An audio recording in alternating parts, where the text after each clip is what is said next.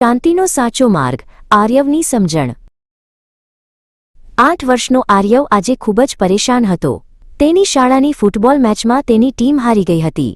તે બગીચામાં એક જૂના વડના ઝાડ નીચે બેસીને રડવા જેવો થઈ ગયો હતો।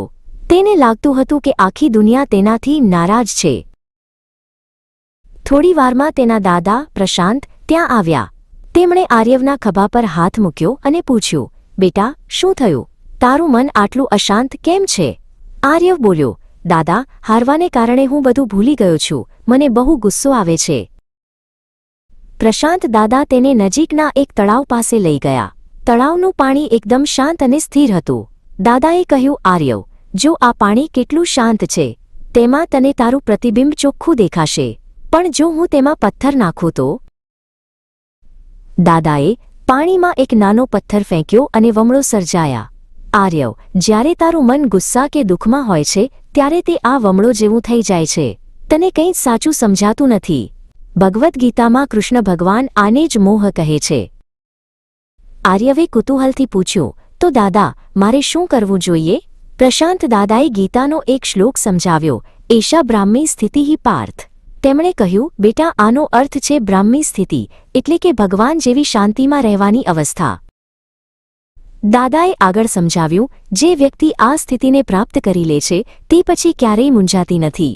ગમે તેવી હાર હોય કે જીત, તે અંદરથી હંમેશા શાંત રહે છે। જેમ ઊંડો દરિયો ગમે તેટલા તોફાનમાં પણ અંદરથી સ્થિર હોય છે, તેવી જ રીતે। શું આ શાંતિ હંમેશા રહે? આર્યવે પૂછ્યું। દાદાએ હસીને કહ્યું, હા, જો તું આ સ્થિતિમાં રહેવાનો અભ્યાસ કરે તો જીવનના અંત સુધી અંતકાલે લપી તું પરમ શાંતિનો અનુભવ કરી શકશે। પછી તને કોઈ હાર ડરાવી શકશે નહીં। આર્યવને હવે સમજાયું કે ફૂટબોલની મેચ તો માત્ર એક રમત હતી। અસલી જીત તો પોતાના મનને શાંત રાખવામાં હતી। તેણે ઊભા થઈને ફૂટબોલ હાથમાં લીધો। હવે તેને ગુસ્સો આવતો નહોતો।